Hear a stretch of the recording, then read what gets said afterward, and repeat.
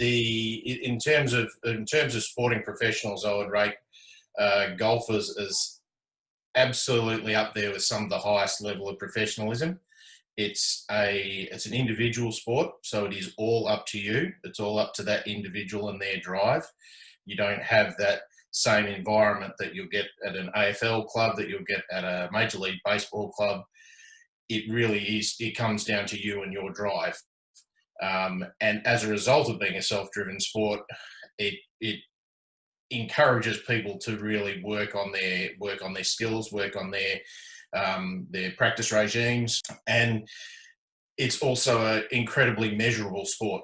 Like, it's really obvious whether you're up to it or not, and if you're not and you're deficient, that's laid bare very clearly. So I was just in my experience around especially the top pro boys, I was just amazed at the dumb word, but amazed at their professionalism. The level to which they took it, the hours that they would put in, the work that they would put in was absolutely phenomenal.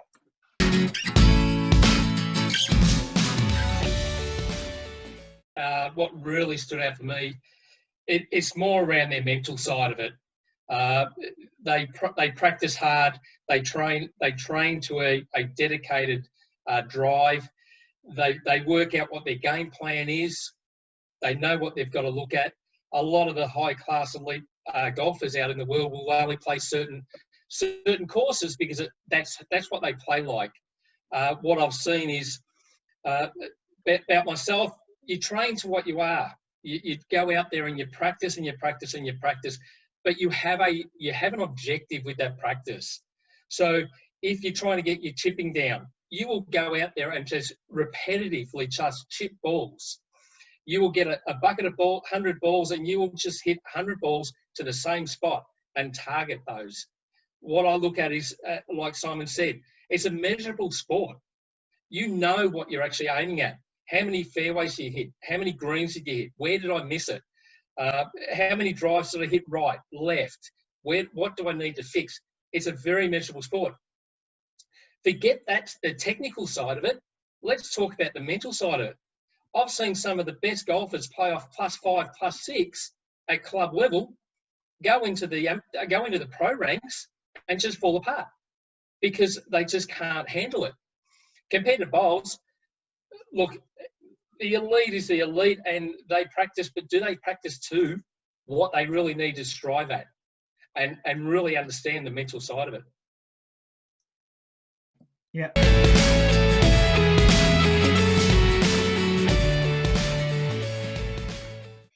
Following on from that measurability, and Ken mentioned stats, the five most basic stats for golf are fairways hit, greens in regulation, putts, up and down, sand saves. Now, you can build on those five base KPIs. You can build on them any way you want. Fairways hit, did I miss to the right? Did I miss to the left?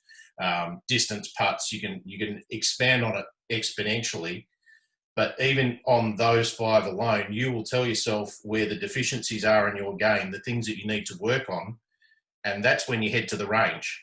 And that's where you go to the range, you start working on it, or you go to the putting green or the chipping area, the short game area, and you will work on those because you really highlight the deficiencies in your game, or the areas, I shouldn't say the deficiency, areas that need improvement. And you work on that and see that as the problem. The stats tell you what you need to work on.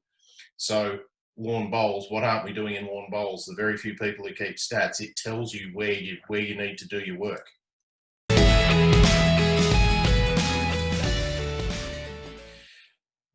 Partially dependent, because there's very broadly, there's two types of practice you can do. You can do technique practice.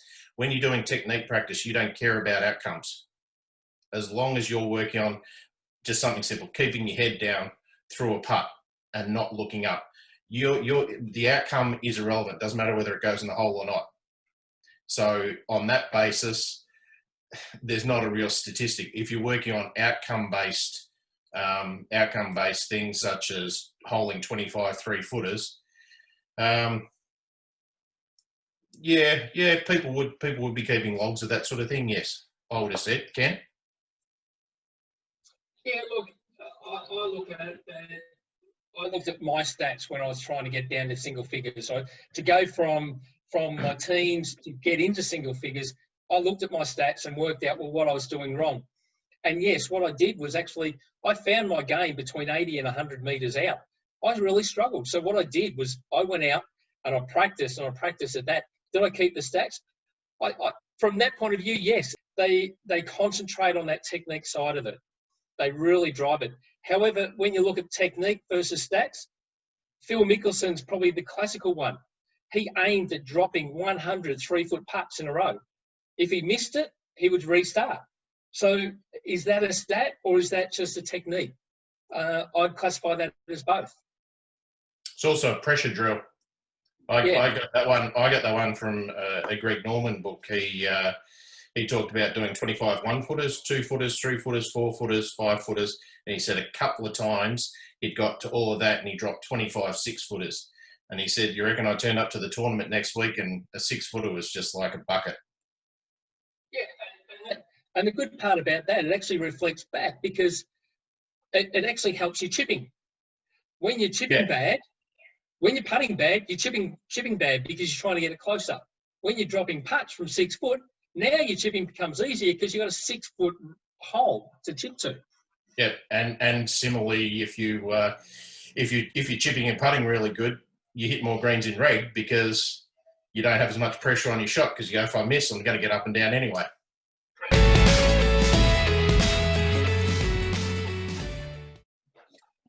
Well, I find breathing is very critical. Making sure that you keep calm, making sure that you de-stress, making sure you get into routine.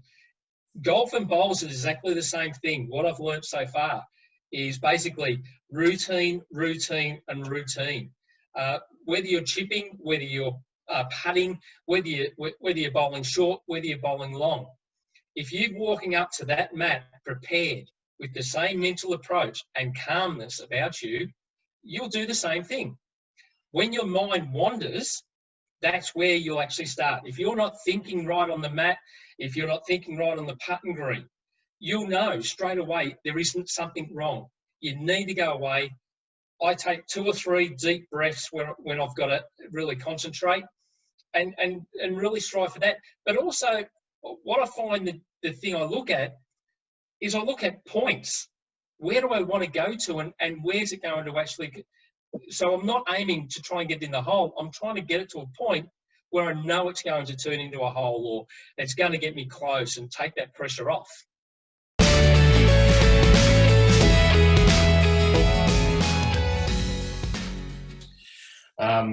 If you look at tennis is, especially before a serve, is very much the same.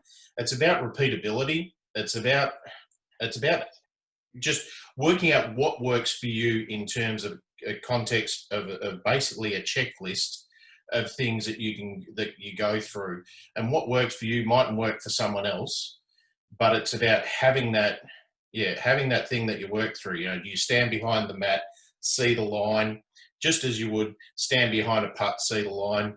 You get to things like people will have little ticks like they'll lift the shoulder of their shirt just before they address the ball, and they'll do it every single time.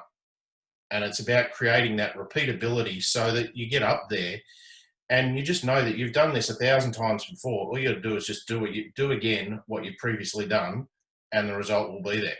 What I'd like to jump on today about the pressure and about repeatability is that, and Simon, I'm sure you'll guarantee this as well, you'll confirm this as well.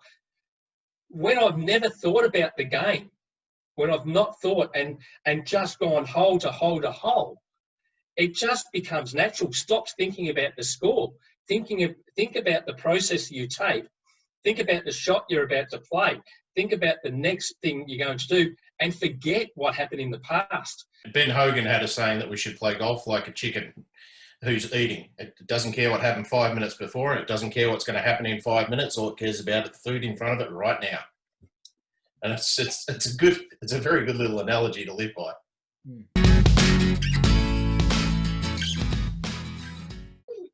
To succeed, it's basically having a plan, right?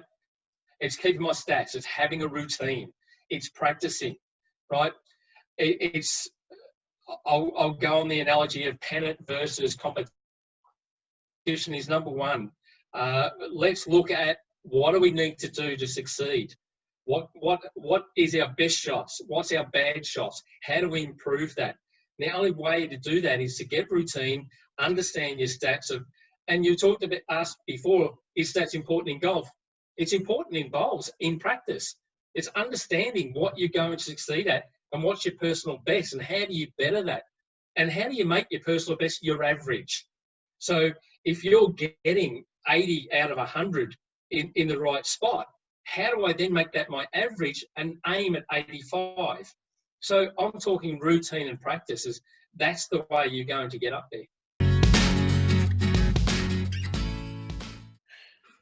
Large question, but to try and condense it down, I would have to say more than anything, it's about undertaking the practices that the best in other sports do. So if we talk about golf, there's some simple things, some points here. Regimented practice with purpose, practice on technique, practice on results. It took me a while to work this out, but Locke has given us the most brilliant way to work on technique, and that's just a few metres out from the ditch and bowl to the ditch. Because at the end, you have no ability to look at an outcome.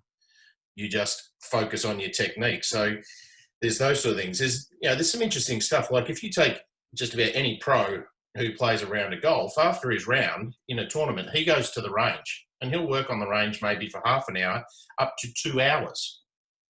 After we finish bowls here, even at the highest level, we go in and drink alcohol. So if you want to be at that level, you've got to act at that level. So I think a lot about it is just the practices of being a true professional and being a professional at what you do and setting the bar higher and higher. If you want to be better than other people, you need to do more than other people, or you need to do more things properly than other people. And it's getting that professional level. If you look at golf, in most golf games, you've got 4 days in a row of playing golf. So yes, they go out straight after to practice what wasn't working and really get that fine tune for the next day. Simon's right. We walk away and even knowing we've just played 2 games during that day, we've got another day the next day to actually go out there. The first thing we do is we just go in and socialise. We don't work on what wasn't working during those games. We need to get better at that.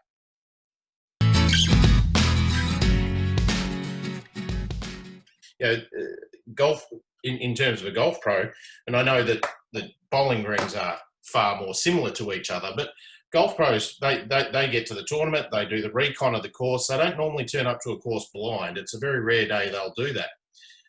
A lot of people will turn up to a tournament. They'll turn up to the Oz Open or whatever, and they've got a day spare, but they don't go to the course they're going to play tomorrow and have a roll there. Even just to get familiar with the environment. So when you walk in, I know where the toilets are. I know where I can get some lunch. Maybe I can find out what food they're going to offer, and if they're going to offer me, my first game that I was open, that was like chicken schnitzel roll and chips for lunch. That is not what you really want to do when you're playing a game of singles. So there's all those sort of little things, targeting events, and in fact practicing. I remember Tom Watson talking about if he's going to say the Masters, the 2 or 3 tournaments before that, he would play shots that probably weren't the right shots for that tournament if he really wanted to win. But what he was doing is practicing shots he knew he would need to play on Augusta National. That is really being a professional. So I think that goes to Locke tells a story about Steve Glasson saying he'd play in a tournament with someone, but he would only play league because he wanted to work on his draw bowling. Yeah, and that's a good example, because I've got a real life one on that one, where I had a young professional where I play golf at. She was going into the Vic Open. We went down to the actual course and we walked the course. We walked where it is. We walked where she should hit her drive, and worked backwards and understood the game plan. Do you hit a driver? Do you hit an iron? Where are you best to place the ball? So we actually started planning, and this was 2 months before the Vic Open. So then she then took those plans and played on her home course, and it made no sense to do what she did on our course, but she played the shots she needed to play. Exactly the same thing. Yep. I don't think the difference between being a true professional in any sport, I don't want to hold golf up as being any better than any other. I do, but I think going back to what I said at the start, being an individually driven sport, it is harder. And you see that with swimmers, you see it with tennis players. But the capacity is there, absolutely, in bowls as it is in any other game to be that good. It's just about finding the practices and being prepared to do them. And even if you cop a little bit of stick from your mates, well, who cares when you're hoisting a flag? Look, the way I look at it is the transition from golf to bowls, from coming from golf, has been a very easy, natural process for myself, and I'm sure Simon would be the same. Having the right practices and getting into play and understanding the way the bowl works, what you need to train on and everything else. What I've found the difficult part is more the people around you, understanding what they're trying to drive at, and finding out and just trying to get the feedback from them. We've got some really great, talented people and coaches, and it's about listening and taking advice, but also making sure that you understand the advice is coming in the right fashion.